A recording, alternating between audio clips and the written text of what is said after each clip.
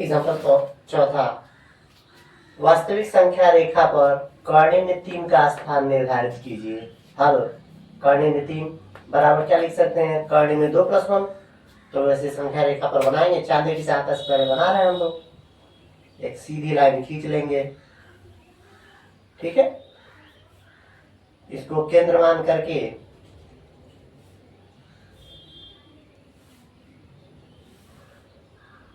एक 90 डिग्री का कोण हम लोग बना देते हैं। चांदा रख करके जितनी दूरी ये है उतनी ही दूरी ये मान लेते हैं। माना ये एक मात्रक है, एक यूनिट है, एक यूनिट ये मान करके चाप लगा लेंगे। ऐसे जितनी दूरी है उतनी ही दूरी नाप करके यहाँ पे टिक कर देंगे। इसको मिला देंगे, यही हमारा क्या हो गया, कॉर्डिनेट में 2। पाइथागोरस प्रमेय से हमने पढ़ा है कॉर्डिनेट में 2 का स्थान निर्धारित। ये दूरी 2 हो गई, कॉर्डिनेट में 2। हमको कॉर्डिनेट में 3 बनाना है, तो इसके ऊपर भी बना देंगे। एक यूनिट और लेंगे, तो उसको लेने के लिए सबसे पहले यहाँ पर जो काम यहाँ पे 90 डिग्री का किए वही काम इस रेखा पर करेंगे। इस रेखा को थोड़ा बढ़ा दीजिए। अब चांदा यहाँ रखेंगे, यहाँ पे एक 90 डिग्री का कोण बनाएंगे।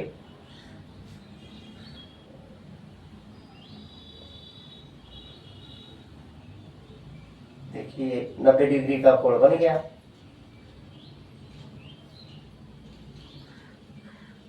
जितनी दूरी ये है, एक यूनिट ये है, एक यूनिट यहाँ पर मान लेंगे, कर लेंगे ठीक। यही दूरी हमारी कॉर्डिनेट में 3 हो गई। कॉर्डिनेट में 2 हो गया, एक यूनिट हो गया, कॉर्डिनेट में 3, यही दूरी हो गई। अब इसी दूरी को हमको संख्या रेखा पर गिराना है। पेन प्रकार का नोक यहाँ रखेंगे, पेंसिल का नोक यहाँ रखेंगे। अब ऐसे हम लोग गिराएंगे, तो ये जहां पर गिरेगा वही हमारा क्या है, कॉर्डिनेट में 3 है।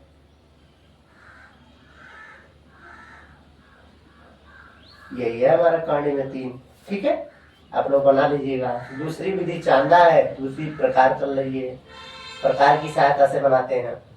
सबसे पहले एक संख्या रेखा का निर्माण कर लेंगे। यहाँ पर एक ओ केंद्र मान लेंगे। एक यूनिट की दूरी है, एक यूनिट की दूरी है, एक यूनिट की दूरी है, एक यूनिट की दूरी है, ठीक है। आप 1 सेंटीमीटर 2 सेंटीमीटर जो मानना होगा, एक यूनिट मान ले। यूनिट का मतलब मात्रक, ठीक है। एक यूनिट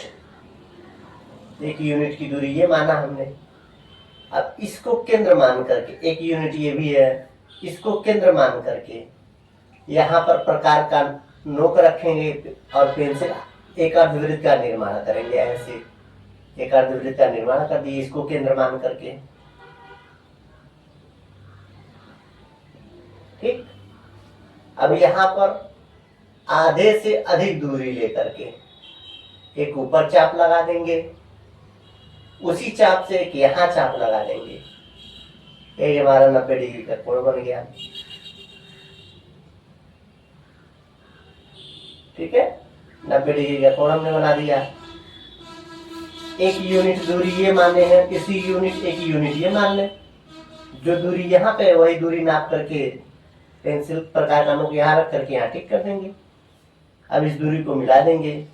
पाइथागोरस साहब ने कहा अगर ये एक है, ये एक है, तो ये कॉर्डिनेट में 2 होगा। कर्ण का वर्ग बराबर होता है लंब का वर्ग प्लस आधार का वर्ग, कॉर्डिनेट में 2 होगा। अब एक यूनिट और बनाना है हमको, कॉर्डिनेट में 2 है, एक यूनिट और जोड़ना है, इसको थोड़ा सा बढ़ा देंगे।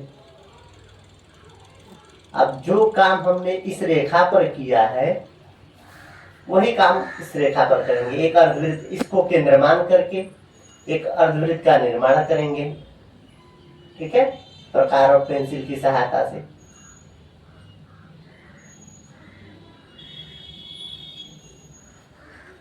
आधे से अधिक दूरी लेकर के एक ऊपर चाप लगाएंगे, उसी दूरी से यहाँ चाप लगा देंगे। अब इसी को मिला देंगे हम लोग, तो 90 डिग्री का कोण हमारा बन गया। ये 90 डिग्री का कोण बन गया। एक यूनिट ये है, एक यूनिट ये है, एक यूनिट ये, वही नाप करके हम यहाँ लगा देंगे। अब इसको हम इससे मिला देंगे। यही हमारा क्या हो गया, कॉर्डिनेट में 3 हो गया। यही दूरी हमारी कॉर्डिनेट में 3 है। अब इसी को नाप करके पेंसिल प्रकार की नोक यहाँ रखेंगे, पेंसिल की नोक यहाँ रहेंगे, ऐसे हम लोग गिरा देंगे। जहां पर गिरेगा वही हमारा कर्णी में 3 है, वही संख्या रेखा क्या है, कर्णी में 3 है। ठीक, बना लीजिए।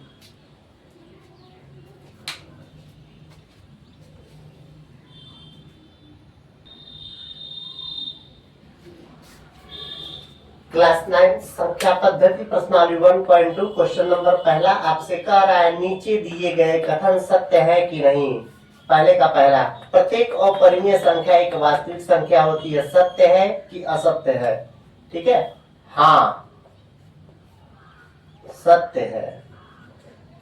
कैसे, चूंकि वास्तविक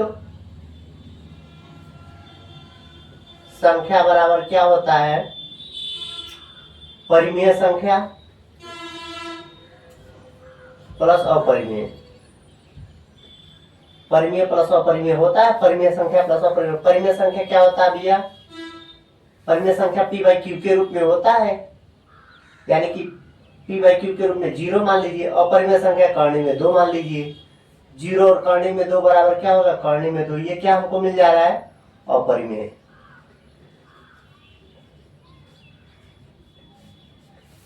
इसी प्रकार बहुत सारा ले सकते हैं, मिल रहा ना अपरिमेय संख्या। इसी प्रकार दूसरा ले लीजिए। इसी प्रकार वास्तविक संख्या बराबर क्या हो जाएगा, वास्तविक संख्या बराबर क्या हो जाएगा, परिमेय संख्या प्लस अपरिमेय संख्या।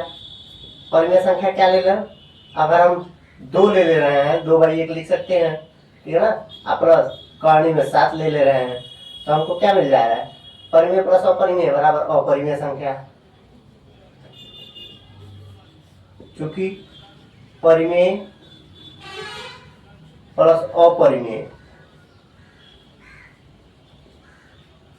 बराबर क्या होता है, अपरिमेय होता है। ठीक है, इसी प्रकार बहुत सारे एग्जाम्पल दे सकते हैं। चूंकि उक्त से स्पष्ट है कि प्रत्येक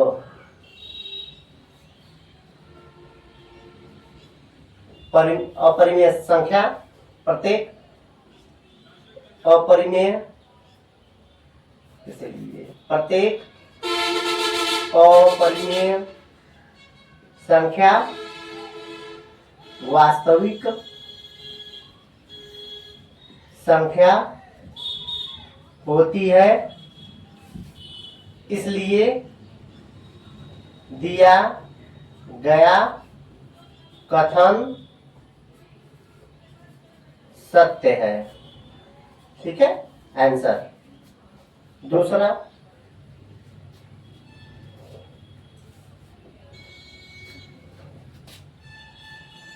कह रहा है संख्या रेखा का प्रत्येक बिंदु कर्णी में यम, यानी कि एक वर्गमूल कर्णी में यम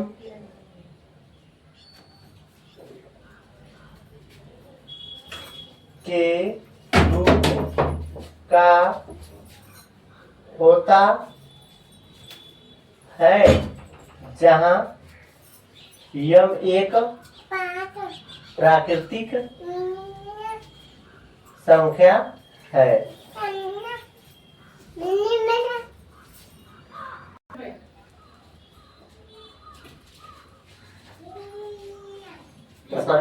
का क्वेश्चन नंबर दूसरा कह रहा है संख्या रेखा का प्रत्येक बिंदु एक वर्गमूल के रूप का होता है, जहां यह एक प्राकृतिक संख्या हल। ठीक है, नहीं, असत्य है। ऐसा कैसे आपने कहा, क्योंकि संख्या रेखा का प्रत्येक बिंदु कर्णी में यम के रूप का होता है, जहां यम एक प्राकृतिक संख्या है। चूंकि प्राकृतिक संख्या एक का वर्गमूल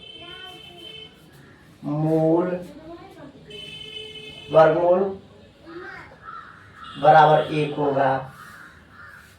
प्राकृतिक संख्या 2 का वर्गमूल कर्ण में 2 बराबर क्या होगा? कर्ण में 2 होगा। ठीक है। कह रहा संख्या रेखा का प्रत्येक गुण कर्ण में यम के रूप का होता है, जहाँ यम एक प्राकृतिक संख्या है।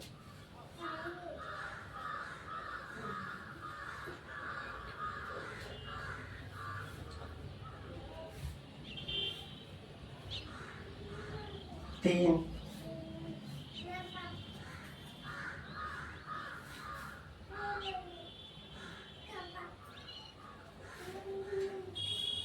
चार का कर रहे हैं, 2 हो गया। ये वर्गमूल है, वर्गमूल नहीं है, ये भी वर्गमूल नहीं है। ये लास्ट वाला क्या है? वर्गमूल है। यहाँ क्या देखा आपने? है दोनों तो वर्गमूल है, ठीक है, लेकिन है दोनों जो है वर्गमूल नहीं है। ठीक है ना। तो कह रहा है संख्या रेखा का प्रत्येक बिंदु एक वर्ग कड़ी में यम का मतलब एक वर्गमूल के रूप में होता है? नहीं। लिखिए, चूंकि उक्त से स्पष्ट है कि संख्या रेखा तो +1 +2 +3 भी होता है। संख्या रेखा का प्रत्येक बिंदु एक वर्गमूल हो, यह संभव नहीं है। ठीक है, नोट कर लीजिए।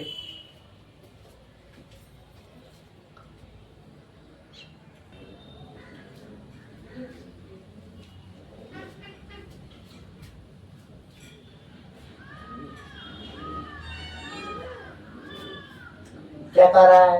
क्वेश्चन नंबर प्रश्नावली 1.2 का क्वेश्चन नंबर पहले का तीसरा कह रहा है प्रत्येक वास्तविक संख्या एक अपरिमेय संख्या होती है।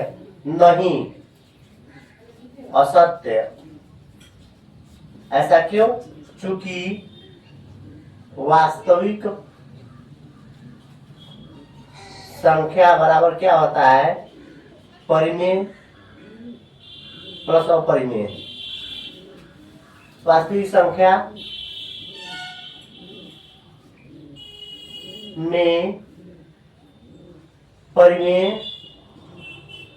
तथा अपरिमेय दोनों संख्याएं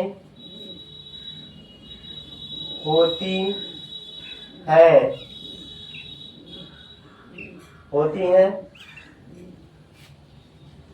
इसलिए दिया गया कथन असत्य है।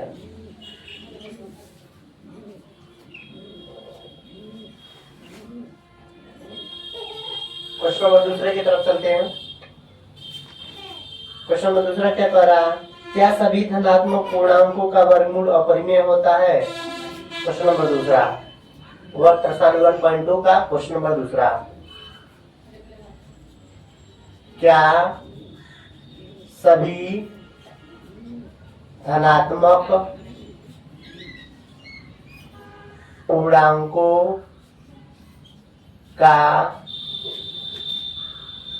वर्गमूल क्या सभी धनात्मक पूर्णांकों का वर्गमूल अपरिमेय होता है? यही आपसे पूछ रहा है। हल,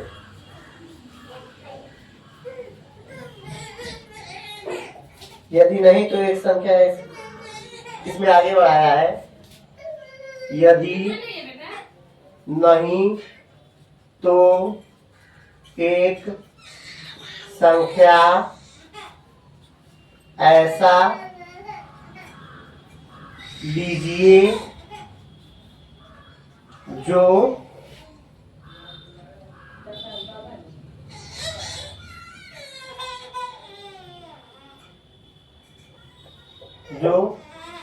वर्गमूल का उदाहरण हो। ये लिख रहा है, ये लिखा है, कुछ शब्द इधर उधर हो गए हैं, कहने का मतलब वही है।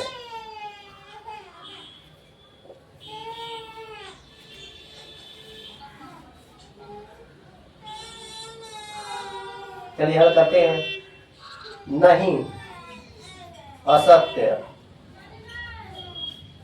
चूंकि सभी धनात्मक पूर्णांकों का वर्गमूल अपरिमेय हो असंभव है। असंभव है, ऐसा कैसे? क्योंकि सभी धनात्मक पूर्णांकों का, पूर्णांक क्या होता है भैया? धनात्मक पूर्णांक क्या होता है? जीरो। पूर्णांक संख्या क्या होती है? जीरो के राइट साइड में +1 +2 +3 इनफाइनाइट, तो जीरो के लेफ्ट साइड में -1 -2, तो धनात्मक पूर्णांक आ रहा है, यानी कि +1 +2 +2, इसका वर्गमूल निकाल। धनात्मक पूर्णांक, धनात्मक पूर्णांक, यही तो आंसर हो गया, लेकिन हम समझाने के लिए आपको बता रहे हैं। धनात्मक पूर्णांक संख्या 1 का वर्ग मूल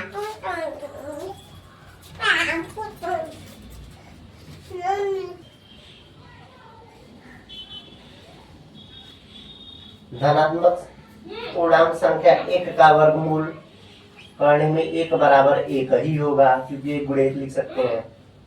ठीक है, धनात्मक पूर्णांक संख्या 2 का वर्गमूल करने में 2 बराबर क्या हो गया? करने में 2 होगा।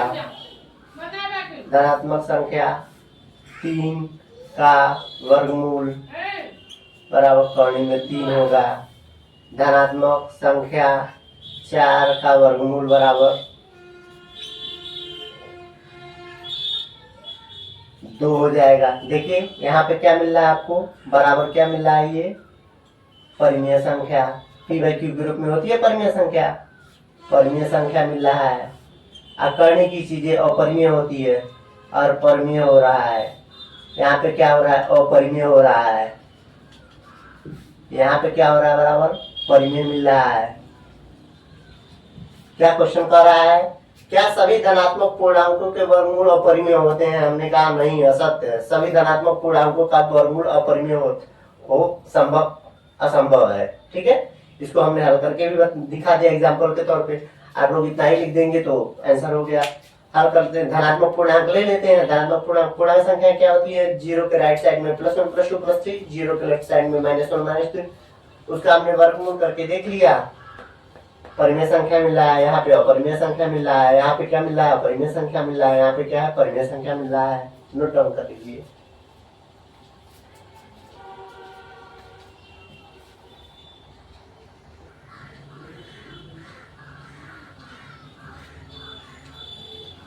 प्रश्न 1.2 का क्वेश्चन में तीसरा पढ़ा, दिखाइए कि कर्ण में 5 को संख्या रेखा पर कैसे निरूपित करते हैं।